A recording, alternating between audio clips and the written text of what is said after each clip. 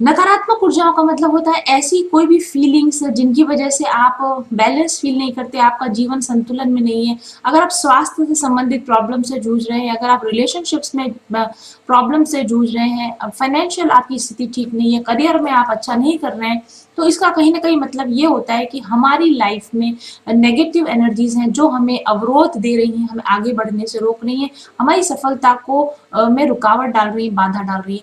ये negative energies आपके स्वयं के अंदर हो सकती हैं, आपके आसपास के वातावरण में हो सकती है, जिस घर में आप रहते हैं उस घर में हो सकती हैं, और ये नेगेटिव एनर्जीज आपके जिंदगी के अनुभवों को नकारात्मक रूप से प्रभावित करती हैं।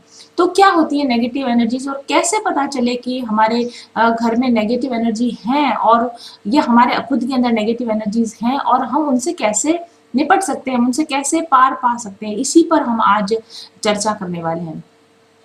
जैसा कि कहा जाता है कि our homes are extensions of our self.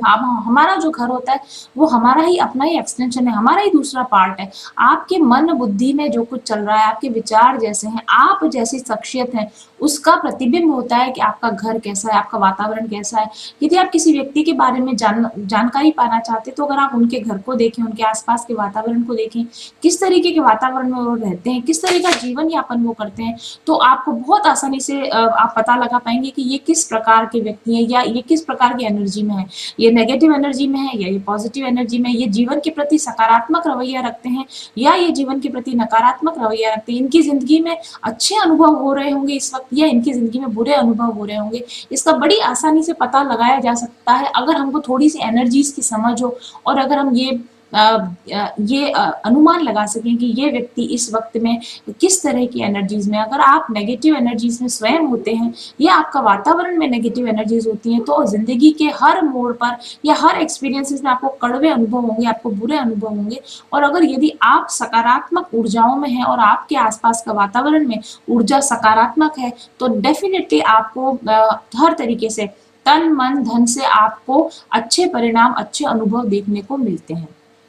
तो सबसे पहले कैसे पता लगाया जा सकता है कि हम लोग नेगेटिव एनर्जी में है, क्या हमारे शरीर में कोई नेगेटिव एनर्जी है या हमारे घर में कोई नेगेटिव एनर्जी, कैसे पता लगाया जा सकता है। नेगेटिव एनर्जी के कुछ स्पेसिफिक सिम्टम्स होते हैं जिससे हम पता लगा सकते हैं कि हम नेगेटिव एनर्जी में है क्या, या हमारे घर में नेगेटिव एनर्जीज है क्या। ये कुछ सिम्टम्स है जो मैं आपको बताती हूँ।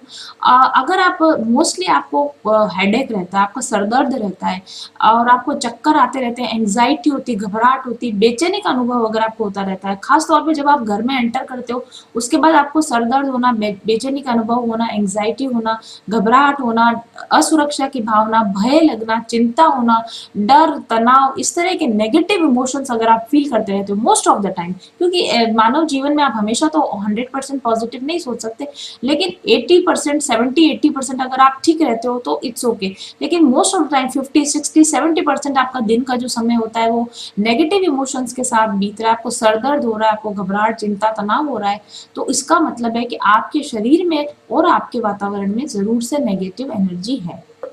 एक रेस्टलेसनेस जैसे कि बेचैनी से आपको होती रहती है, या आपको नींद नहीं आती, इंसोम्निया की प्रॉब्लम है, रात में आप घबरा कर उठ जाते हैं, आपको साउंड स्लीप नहीं आती है, आपको एकदम रेस्टफुल स्लीप अगर आपको नहीं आती है, या फिर आपको मोस्टली आपके जो पाचन तंत्र में गड़बड़ रहती है, आपका डाइजेस्टिव सिस्टम ठीक नहीं रहता, या तो आपको भूख नहीं लगती, या आपको खाना नहीं भाता, या फिर आपका डाइजेशन प्रॉपर नहीं होता, या फिर आपको कब्ज की या गैस की, एसिडिटी की, इस तरह की प्रॉब्लम आपको मोस्टली ज्यादा होती रहती है, तो इसका भी मतलब है कि आपकी बॉडी में कहीं ना कहीं नेगेटिव एनर्जीज हैं जो आपको प्रभावित कर रही हैं। फटीग, थकान, अगर आप मोस्ट ऑफ द टाइम आप एक्टिव नहीं रहते, आप थके थके से रहते हैं, हर समय आपको ऐसा लगता है काम करने का मन नहीं है, या काम करने कि पूरी ऊर्जा आपके अंदर नहीं होती, थोड़ा सा काम करते हैं आप थक जाते हैं, या काम को शुरुआत तो आप कर देते हैं लेकिन फिर उसको पूरा करने की आपको इच्छा नहीं होती, चीजों का आप बीच में ही छोड़ देते हैं क्योंकि आपको ऐसा लगता है कि आपसे नहीं होगा।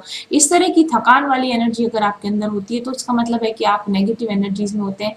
अगर आप शॉर्ट, आपकी ब्रीदिंग में प्रॉब्लम हो रही है, आपको सांस, भारी भारी सांस आ रही है, आपको छाती में भारीपन की फीलिंग आती रहती है सारे दिन बिना किसी मेडिकल प्रॉब्लम के, अगर आपको मेडिकल प्रॉब्लम नहीं, स्टिल आपको ऐसा लगता है कि सांस जो है आपकी जैसे घबराहट वाली सांस, या आपकी दम चलता हो, इस तरह की आपको अगर फीलिंग्स आती हैं, या फिर आपको ब्रेन में हर टाइम फॉगीनेस बनी रहती है, यानी आपके विचार शांतिपूर्वक विचार नहीं रहते, असमंजस की स्थिति में आप बने रहते हैं, चीज़ों पर आप डिसीजन ठीक से नहीं ले पाते, समय पर और सही डिसीजन आप नहीं ले पाते, अनिश्चय की स्थिति रहती है, असमंजस की स्थिति आपके अंदर रहती है। तो इसका मतलब है कि आपके शरीर में या फिर आपके वातावरण में या फिर दोनों ही जगह पर नकारात्मक ऊर्जाएं हैं जो आपको प्रभावित कर रही हैं। अब अगर हम ये बात बताना चाहूँ अगर मैं आपको ये बताना चाहूँ कि अगर आपके शरीर में नेगेटिव एनर्जी तो आप उसको कैसे दूर कर सकते हैं? तो बहुत सारे उपाय हैं जिनके द्वारा हम हमारे शरीर में जो नेगेटिव एनर्जीज़ है उनको कंट्रोल कर सकते हैं और उनके ऊपर काम करके उनको पॉजिटिव एनर्जीज़ में कन्वर्ट कर सकते हैं। पहला डीप ब्रीदिंग, लंबी गहरी सांस लीजिए। जब भी आपको मैंने जो ऊपर बताया वो सिम्पटम्स अगर आपको फील होते हैं तो आप कुछ देर बैठकर शांति से बैठकर डीप ब्रीदिंग कीजिए, लंबी और गहरी सांसें लीजिए, जिसको हम माइंडफुल ब्रीदिंग भी कहते हैं। यानी लंबी सांस को लेना, जानबूझकर लंबी सांस को अंदर लेना और फिर पूरी सांस को बाहर निकालना और पूरे समय में अपना पूरा का पूरा ध्यान सिर्फ सांस पर ही बनाए रखना, जिसको हम ब्रीदिंग मेडिटेशन भी बोलते हैं या डीप ब्रीदिंग भी इसको बोलते हैं। अगर आप इस तरह से कुछ देर तक करते हैं, 10 से 15 मिनट, जितने आपको सिम्टम की सीवियरिटी उस हिसाब से, तो आपको ये नेगेटिविटी, आपकी बॉडी में से नेगेटिव एनर्जी जो होती है वो रिलीज हो जाती है और आपको अच्छा फील होने लगता है, आपको अच्छा पॉजिटिव फील सॉरी होने लगता है। दूसरी चीज, चक्रा मेडिटेशन कीजिए, क्योंकि जब हमारे चक्रा इम्बैलेंस होते हैं, यानी जो हमारे शरीर में 7 एनर्जी सेंटर्स है जिनको हम चक्र या चक्रा बोलते हैं, मूलाधार चक्र, स्वादिष्टान चक्र, मणिपुर चक्र, अनाहत चक्र, आपका थ्रोट चक्र, आज्ञा चक्र और उसके बाद में द क्राउन चक्र, तो 7 चक्र जो हमारे हैं वो जब इम्बैलेंस होते हैं वहां पर तो हमें नेगेटिव एनर्जीज हमारी बॉडी में फील होती हैं। और आपकी बॉडी में अगर नेगेटिव एनर्जी होगी तो डेफिनेटली आपके एनवायरनमेंट में वो नेगेटिव एनर्जी धीरे धीरे स्प्रेड करती है, आपके वातावरण में, आपके घर में भी नेगेटिव एनर्जी स्प्रेड करने लगती है। तो चक्रा मेडिटेशन के द्वारा चक्रा को बैलेंस करने वाले मेडिटेशन करके, चक्रों के बीज मंत्र होते हैं, चक्रों से रिलेटेड साउंड्स होते हैं, उनको आप उपयोग करके अपने चक्र सिस्टम को बैलेंस करें तो आपकी बॉडी में से नेगेटिव एनर्जीज धीरे धीरे समाप्त होने लगती हैं।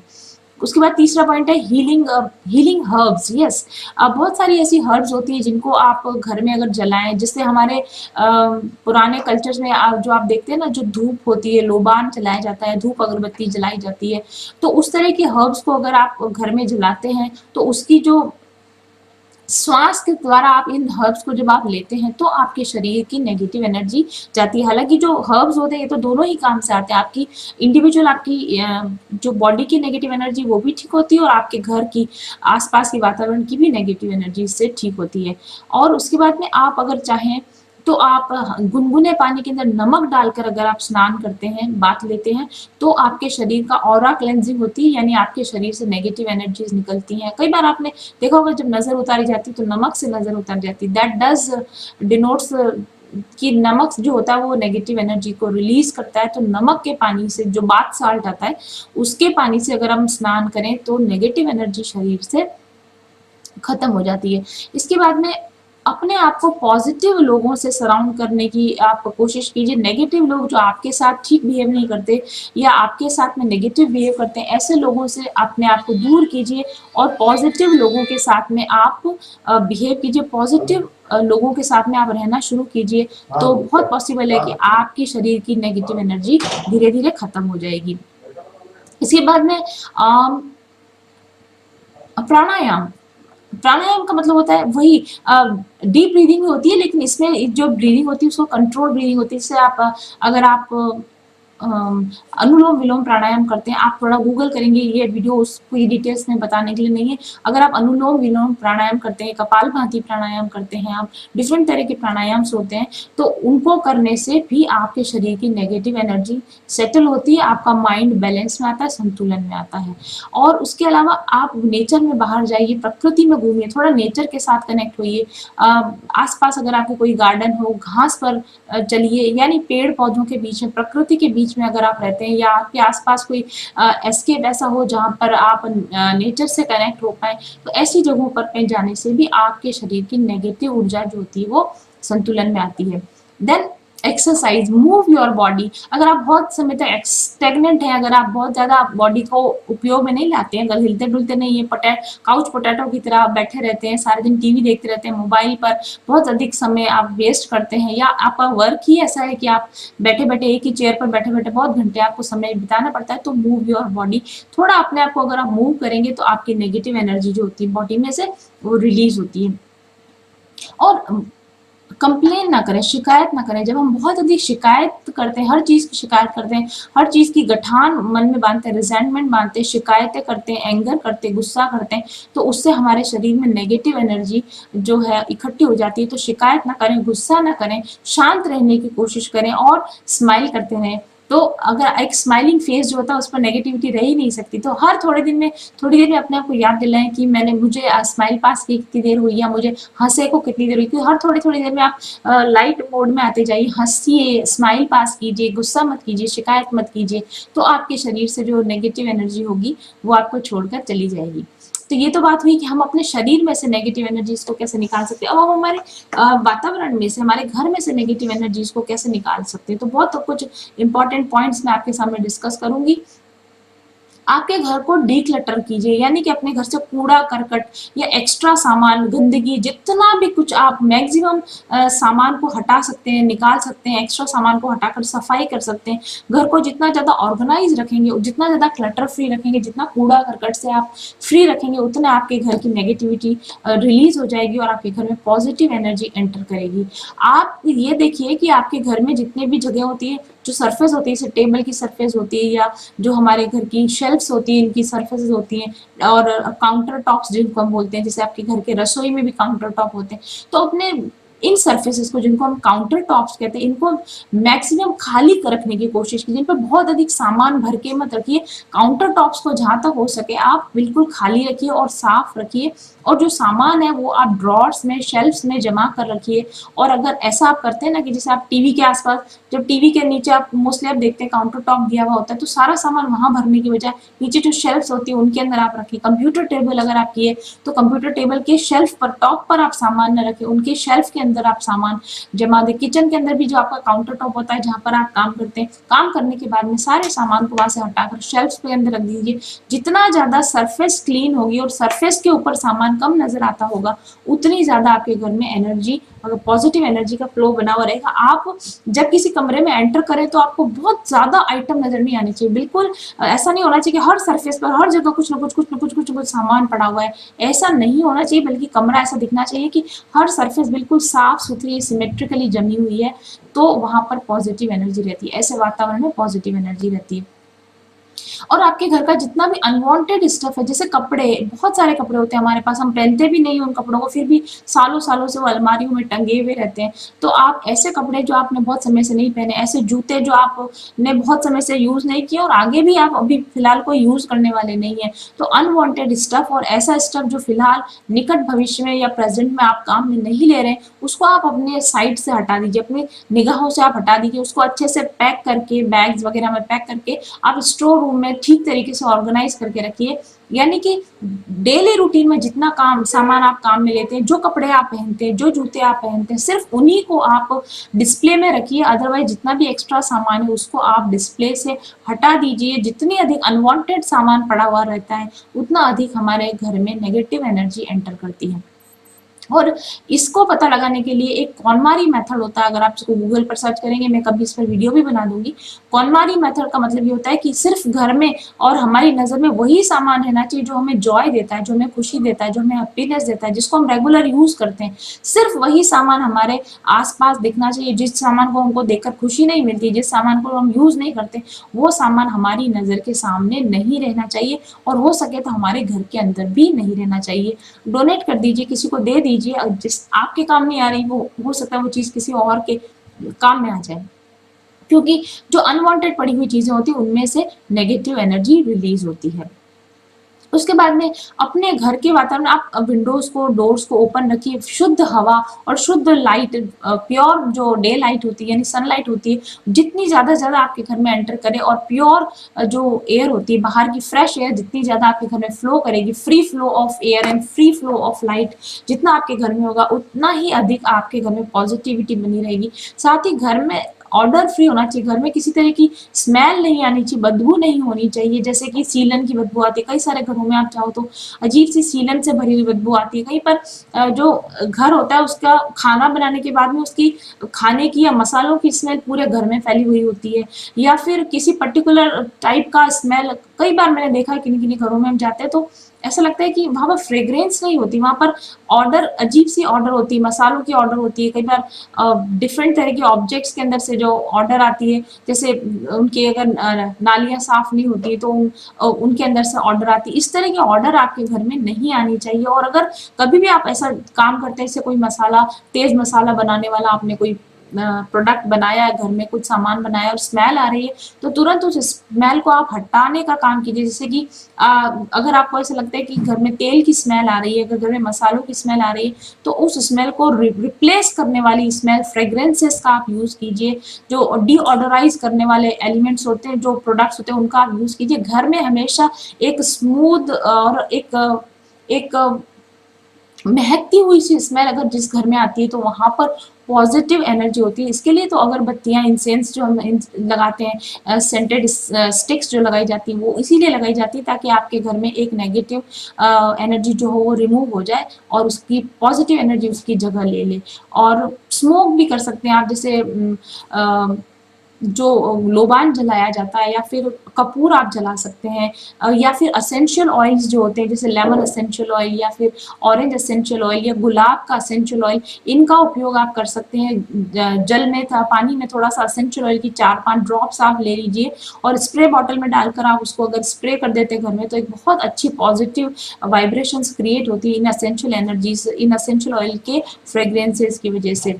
इसके अलावा आपके घर में कहीं पर भी ऐसा नहीं होना चाहिए कि जो शीट्स है, यानी जो ऊपर के कवर है, शीट्स हो गए, आपके कर्टेन्स हो गए, पिलो कवर्स हो गए, कुशन कवर्स हो गए, सोफा कवर्स हो गए, ये मैले नहीं होने, गंदे मैले या फिर उन पे सल आ रहे हों, उन पे सिलवटें पड़ी हुई हों, इस तरह के अगर घर में रहते हैं, या बिस्तरों के ऊपर अगर सलवट पड़ी हुई रहती है, या फिर कुशन्स बेतरतीब पड़े हुए हों, या फिर पर्दे मैले कुचले हो रहे हों, उन पर गंदे हाथ लगे हुए हों, तो ऐसी जो सामान होता है घर में, या फिर आपने अगर कालीन बिछा रखा और उन कालीन के ऊपर गंदगी, आपके घर में पेट है और उनके बाल उसके कारपेट के ऊपर है, या फिर आपने बाल बनाए हैं और उनके कारपेट के ऊपर गंदगी है, बाल है, तो ऐसी गंदी जो जगह होती है वो बहुत ज्यादा नेगेटिविटी क्रिएट करती है। तो ध्यान रखिए कि आपके घर के बेड शीट्स, पर्दे, कुशन कवर्स बिल्कुल साफ होने चाहिए, सलवटें उनके ऊपर नहीं होनी चाहिए, और समय समय पर इनको बदलने का ध्यान रखना चाहिए। और आपके घर के वॉश बेसिन्स होते हैं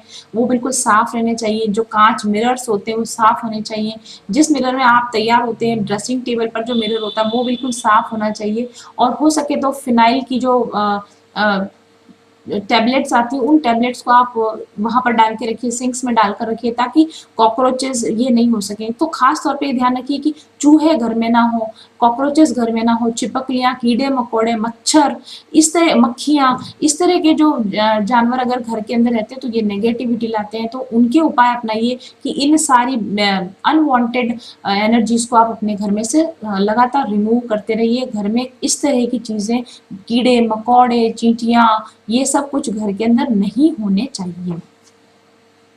और इसके अलावा आपके घर के जो एंटीक आइटम्स होते हैं ना, कई बार हम बड़े बड़े कोई हाथी, घोड़े, इस तरह की सजावटी सामान ले आते हैं, तांबे के होते हैं, वो कई बार पीतल के होते हैं, या मेटल के होते हैं, वुड के होते हैं, बड़े बड़े और काफी कॉम्प्लिकेटेड स्ट्रक्चर्स वो होते हैं। तो अच्छी बात है, वो भी खैर, वो जो स्ट्रक्चर्स जो लाने चाहिए वो सब वास्तु के हिसाब से लाना चाहिए। उस पर मैं कभी आपके लिए वीडियो बना दूंगी कि किस तरह के एंटीक आइटम या किस तरह के सजावटी सामान हमको घर में रखने चाहिए। पर अगर आपके घर में जो भी सजावटी सामान है, अगर वो मेटल का है, वुड का है, तो उसकी क्लीनिंग पूरी प्रॉपर होनी चाहिए। नहीं कि वो उस पर मिट्टी की परतें जम रही हैं और वो काला हो चुका है, अगर वो पीतल का है तो उसका कलर बदरंग हो चुका है, ऐसा नहीं होना चाहिए। समय समय समय पर ये चमकते हुए साफ-सुथरे एंटीक आइटम्स होने चाहिए। यानी कि आपके घर की डस्टिंग और प्रॉपर होनी चाहिए और क्लीनिंग हर आइटम की प्रॉपर होते रहनी चाहिए। अगर आप इतना क्लीनिंग और डस्टिंग नहीं कर सकते हैं, तो आप एक्स्ट्रा सामान को जिसको आप साफ नहीं करते सकते टाइम पर, उनको आप हटा दीजिए, रिमूव कर दीजिए।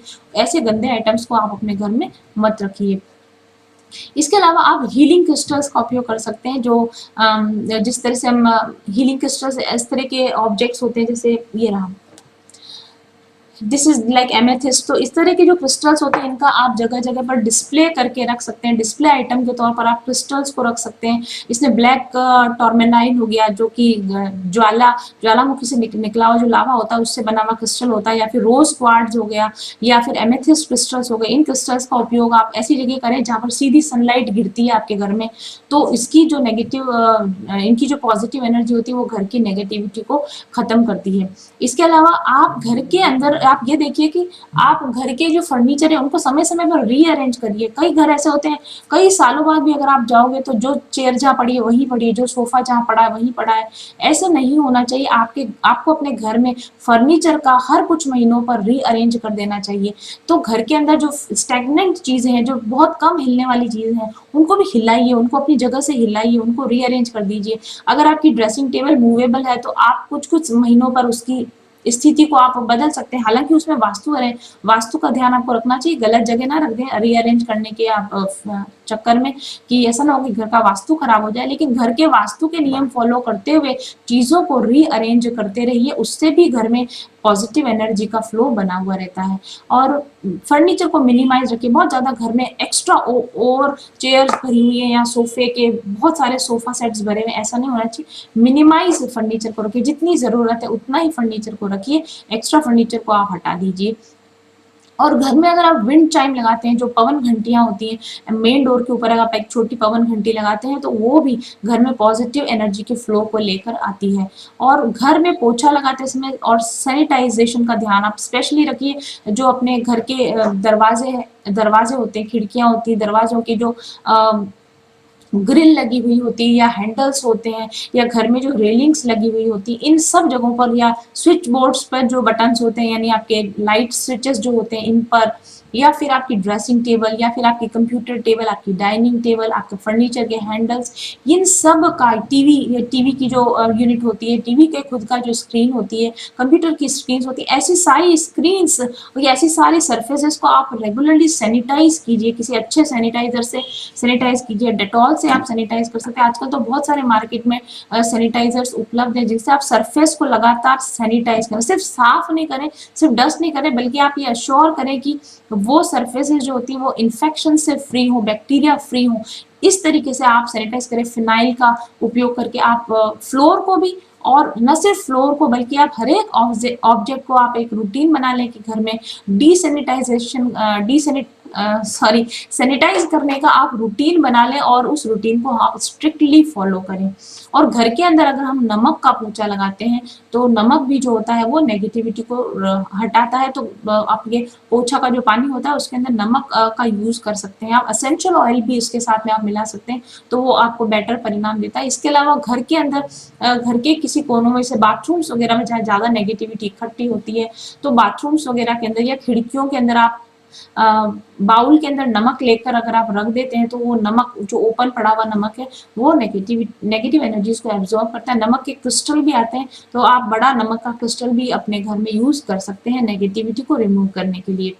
और घर के अंदर वातावरण में सुबह सुबह के समय या शाम के समय जो समय होता है उसमें आप कुछ अच्छे मंत्र चैंटिंग, यानी जो ओमकार मंत्र या ओम नमः शिवाय मंत्र या राम मंत्र या फिर हरे कृष्णा मंत्र या गायत्री मंत्र, यानी इस तरह के कोई अच्छे पॉजिटिव वाइब्रेशन देने वाले मंत्रों को आप जरूर से लगाइए। अगर आप मंत्र सुनना पसंद नहीं करते तो, या फिर आप हिंदू नहीं है, आप किसी और रिलीजन को बिलोंग करते हैं, तो भी आप ऐसी वाइब्रेशंस लगा सकते हैं जिनको हम होली वाइब्रेशंस बोलते हैं, जिनको हम हीलिंग वाइब्रेशंस बोलते हैं।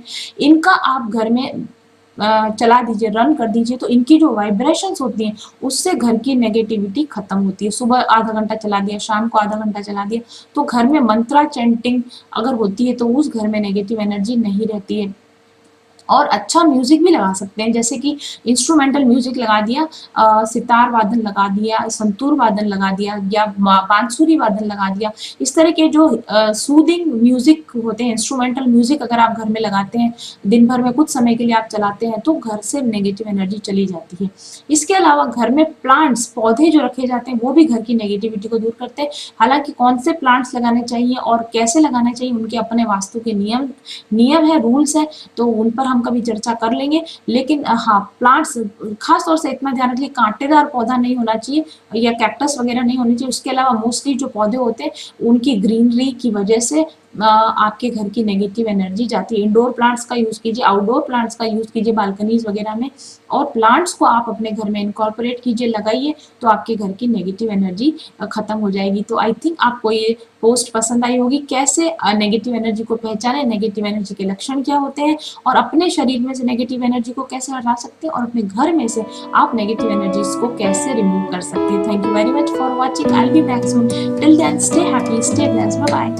सही सकारात्मक ऊर्जा आपको खुशियां, सौभाग्य, धन, दौलत, समृद्धि, सफलता, प्यार सब कुछ दिला सकती है। ऊर्जा के सकारात्मक उपयोग से यानी हाई पॉजिटिव वाइब्रेशन से आप पा सकते हैं अपनी मनचाही जिंदगी। इन करिश्माई रंग बिरंगे पत्थरों और इन खुशबूदार तेलों को कम मत समझिए। अगर आपने अभी तक इनका उपयोग नहीं किया है तो निश्चित तौर पर आप नुकसान में हैं। क्रिस्टल और एसेंशियल ऑयल्स की जटिल ज्यामितीय, रासायनिक संरचना और विशिष्ट अणु संगठन इनको इतना शक्तिशाली बना देता है कि अपने धारण करने वाले पर निश्चित तौर पर ये सकारात्मक प्रभाव डालते हैं। इनसे निकलने वाली सकारात्मक ऊर्जा तरंगें आपकी शारीरिक और मानसिक तंत्र को संतुलित करती हैं, आपके ऊर्जा चक्रों के ब्लॉकेजेस को खोलती हैं और आपके ऊर्जा चक्रों को सक्रिय करती हैं। ये एनर्जी वेव्स आपके स्नायु, आपके तंत्रिका तंत्र, ओवरऑल आपके पूरे शरीर पर एक सकारात्मक प्रभाव डालती है, आपके शरीर में रासायनिक संतुलन लाती है, और जिसके प्रभाव से आपके जीवन में बेहतरीन परिवर्तन होते हैं जिन्हें आप खुद महसूस कर सकते हैं। आपकी आंतरिक ऊर्जा को सकारात्मक रूप से बदलकर ये आपके जीवन के बाहरी अनुभवों को भी पॉजिटिवली इफेक्ट करने लगते हैं। आप ज्यादा शांत और खुशनुमा अनुभव करते हैं, और इसका सीधा संबंध आपके संबंधों पर पड़ता है और आपके जीवन के अन्य पहलुओं पर भी इसका इफेक्ट साफ तौर पर देखा जा सकता है। अगर आप क्रिस्टल और अरोमा ऑयल्स को उनके प्राकृतिक रूप में उपयोग करें तो भी वे बहुत प्रभावकारी होते हैं, लेकिन अगर उनकी सही प्रोग्रामिंग की जाए, अगर उनका एक्टिवेशन कर दिया जाए तो उनकी शक्ति कई गुना बढ़ जाती है, क्योंकि उनमें प्रोग्रामिंग की पावर होती है। क्रिस्टल और अरोमा ऑयल्स का सीधा प्रभाव अगर वो प्रोग्राम्ड है तो आपके शरीर, मन और चेतना पर उसी प्रकार से पड़ता है जिस प्रकार से आप होना चाहते हैं, करना चाहते हैं। प्रोग्राम और एक्टिवेटेड क्रिस्टल्स की गुणवत्ता कई गुना बढ़ जाती है, और इससे आप के उपयोग करने पर आपकी चेतना का स्तर बढ़ता है और आपके जीवन का समग्र विकास होने लगता है। तो आइए जानते हैं कि मेरे पास आपके लिए कौन कौन से प्रोग्राम्ड और एक्टिवेटेड क्रिस्टल्स और अरोमा प्रोडक्ट्स अवेलेबल हैं, और चुनिए आप अपने लिए सही प्रोडक्ट। ऑर्डर करने के लिए और ज़्यादा जानकारी पाने के लिए व्हाट्सएप कीजिए मेरे ऑफिस नंबर 7424830300 पर आज ही। कुदरत ने तो अपना जादू भर ही दिया है इन रंग बिरंगे क्रिस्टल्स में और इन खुशबूदार एसेंशियल ऑयल्स में, लेकिन हमने इन्हें प्रोग्राम और एक्टिवेट किया है ताकि ये ज़्यादा प्रभावी हो सकें आपके लिए। तो चुनिए अपने लिए सही प्रोडक्ट्स आज ही।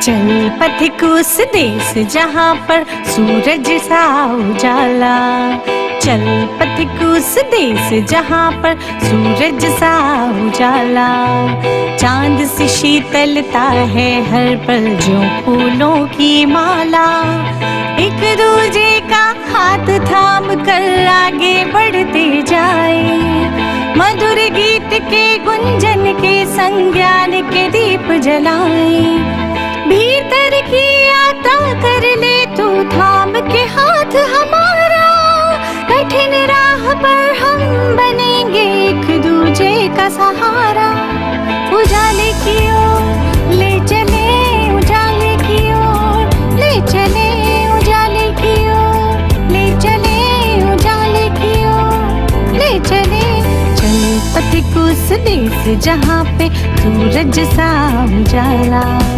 चल पथिक उस देश जहाँ पे सूरज सा उजाला। मिट जाता है सबके जीवन का अंधेरा काला। सतरंगी सपने